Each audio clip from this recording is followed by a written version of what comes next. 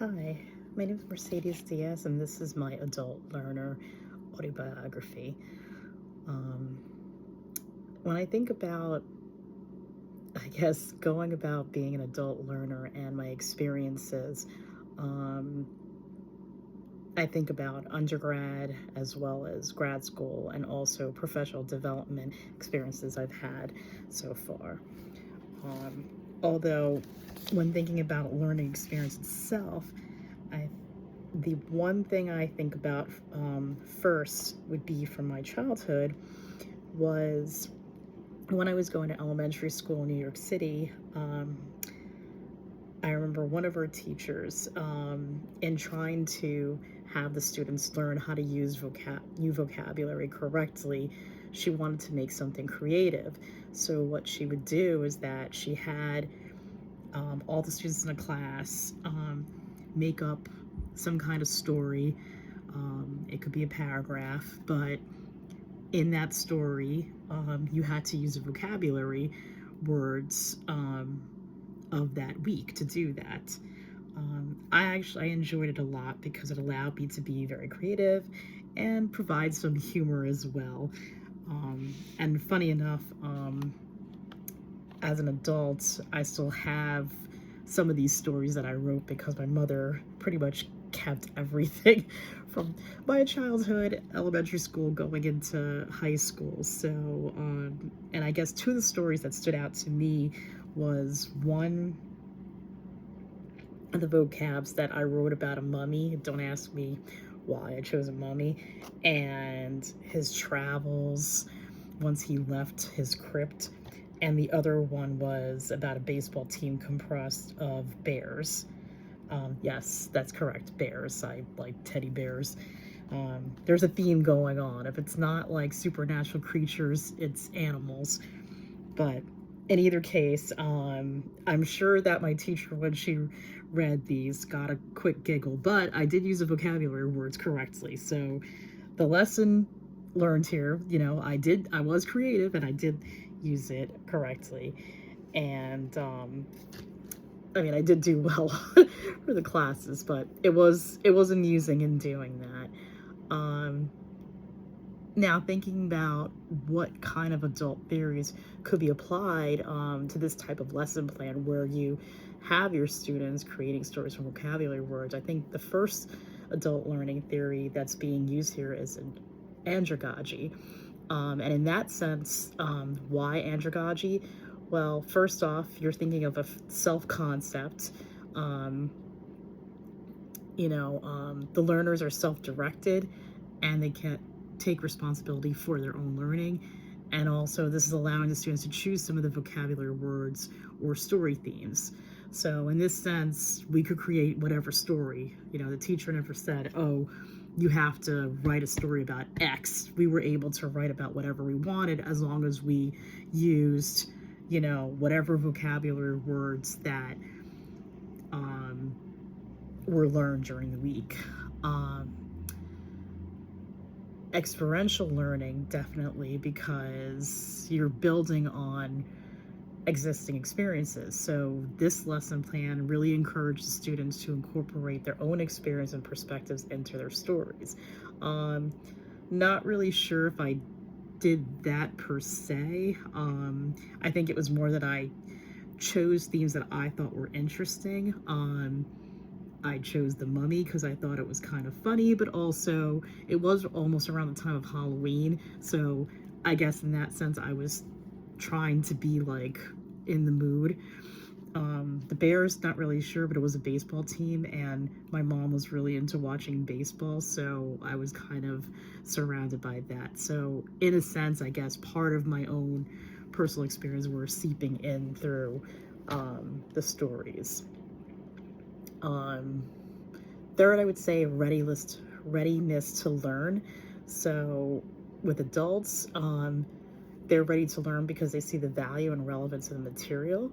Um, and I mean, even though I wasn't an adult at the time, I did see how, learning the vocabulary was necessary because now I knew these words, would know how to use them properly when I future writing or even speaking. So definitely, the importance of vocabulary building and that creative writing is important for communication and expression.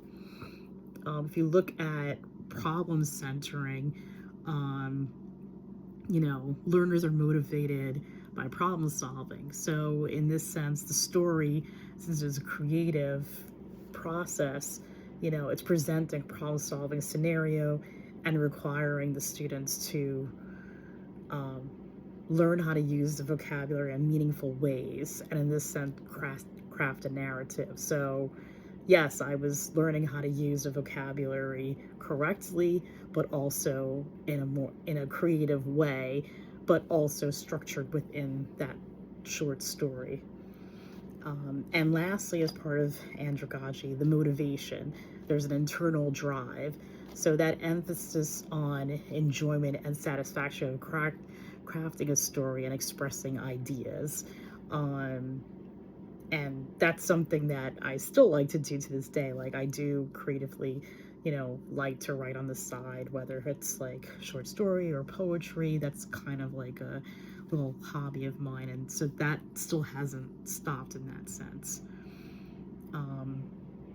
I think the next learning theory that could be applied by this experience is constructivism. So definitely that active learning prospect from constructivism is emphasizing how the learners are actively building their own knowledge. So yeah, in the point of creating a story, it's requiring that active engagement with the learner, with the vocabulary, making connections of how to use it correctly, and then constructing the meaning within the story. The third part going under construction is building on previous knowledge. So learners get to use their prior knowledge and experiences to make sense of this new information.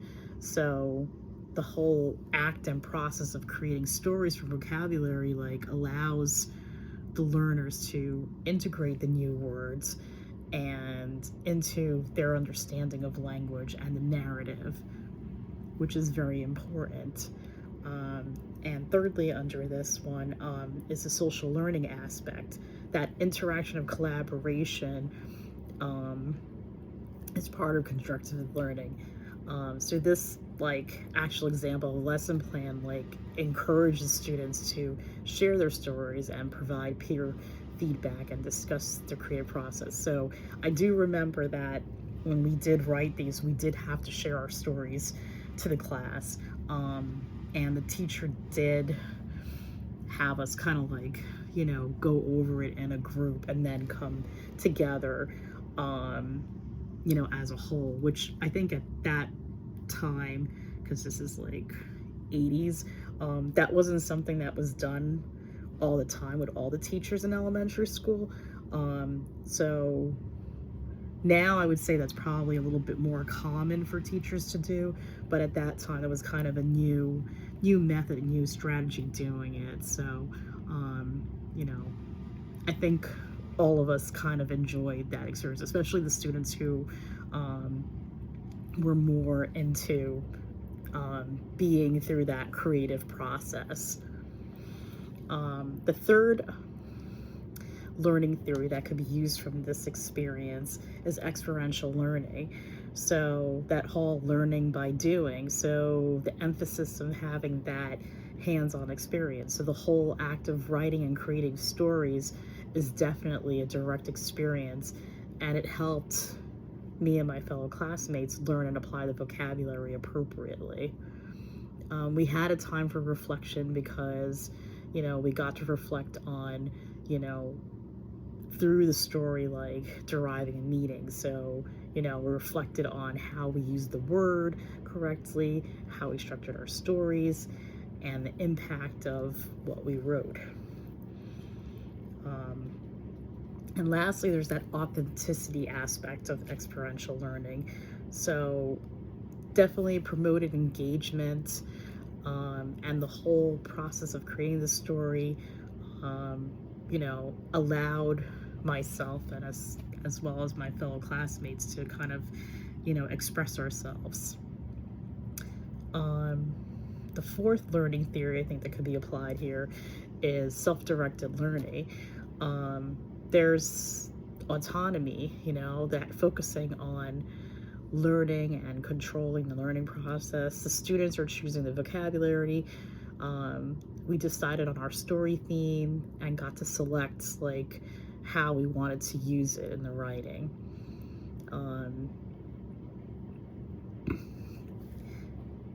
And the fifth area, situated learning. So if you look at it through contextualized learning, then the knowledge and skills learned kind of reflected this real world application. So the idea that, myself and my classmates were creating these stories kind of provided a practical context for applying the vocabulary that we were learning in a meaningful and engaging way. And lastly, through situated learning is a community of practice. So the learning is enhanced. So we're having this social interaction because we're sharing our stories with each other. And definitely this learning experience encouraged myself and my classmates to share our stories with each other and engage in a discussion about how we use the vocabulary. So in the end, I think that this is a really great lesson plan and a great learning experience because, we're able to use the vocabularies effectively. And as I said, I think it played to andragogy, constructivism, experiential learning, and situated learning. In incorporating all these elements in the stories, it really created a dynamic and effective environment. And, it was a great experience. And as you can see, I still remember it to this day. Unfortunately, I don't know if the teacher is still around. I mean, she was pretty young, if I remember correctly. I think she was in her early 30s. But I think by this point, I'm sure she retired from that school. But it was a fun experience, a really fun experience, and I got a lot out of it. As an adult learner, I would say that not only my undergraduate experience, but more specifically my grad school journey has definitely been a great part. I think balancing that whole working full-time, later on, some years ago, I was a caretaker for my mom, and then going to grad school part-time. It's been a challenge, but I don't regret taking this on. It's been an amazing time, and I've learned so much and got to meet a lot of people through it. I would say, first off, if I'm thinking about my undergraduate experience, I think when I first started, I did go straight from high school, so I wasn't quite sure what I wanted to major in. And, like most undergraduate students at that time, you kind of choose some courses that you find interesting, though I did think that I also chose in the sense of I want to choose something that I'm interested in, that I find interesting, but I also wanted to make sure that if it wasn't something that I was sure that I wanted to major in, I was going to take something that would definitely fulfill one of the core area requirements for the college. So that's something that I'm glad that I did do through the years. At some point I did drop out of undergraduate financial reasons and also some personal reasons. So it was kind of harrowing in a sense because I got to see that if I wasn't going to be in school, I definitely was going to be working.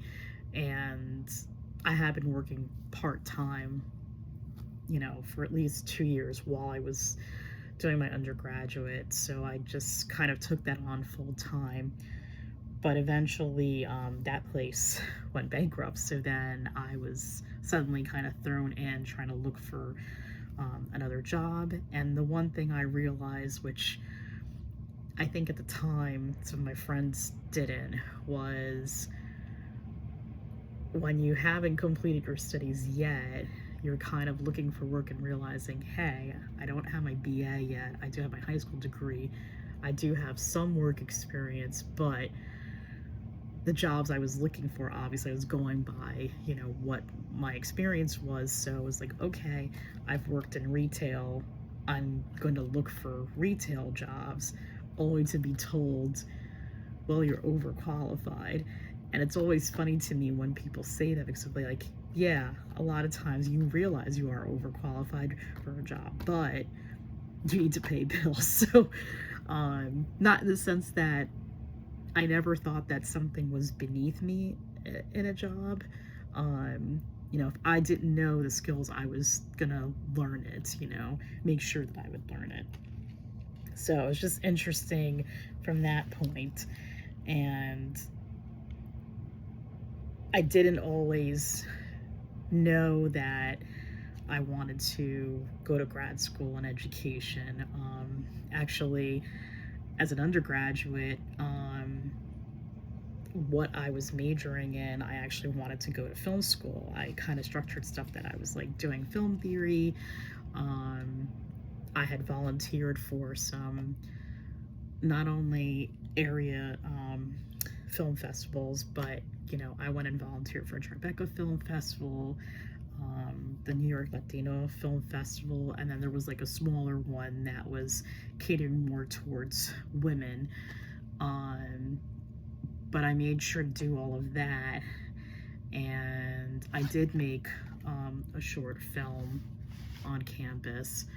But now knowing at the time, not knowing that, you need to have more experience and a bigger portfolio when you're applying to grad school for film. And unfortunately, because I didn't have a big portfolio, I didn't get in. I was waitlisted at some smaller school,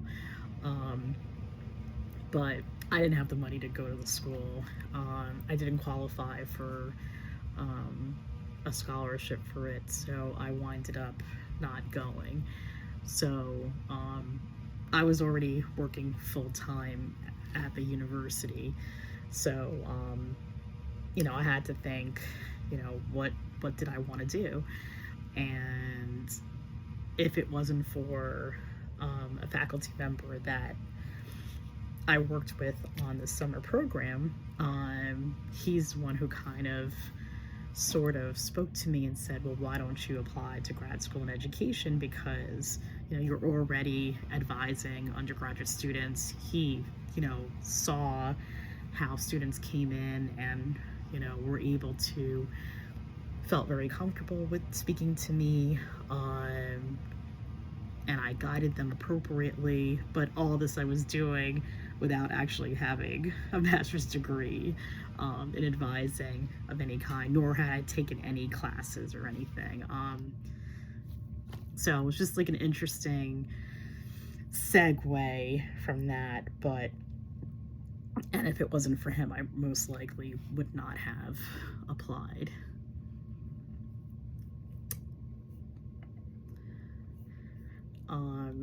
As far as other, I think one perspective I've seen as being an older student in grad school is, I notice, yes, there is some ageism in academia, and by far I'm not the oldest person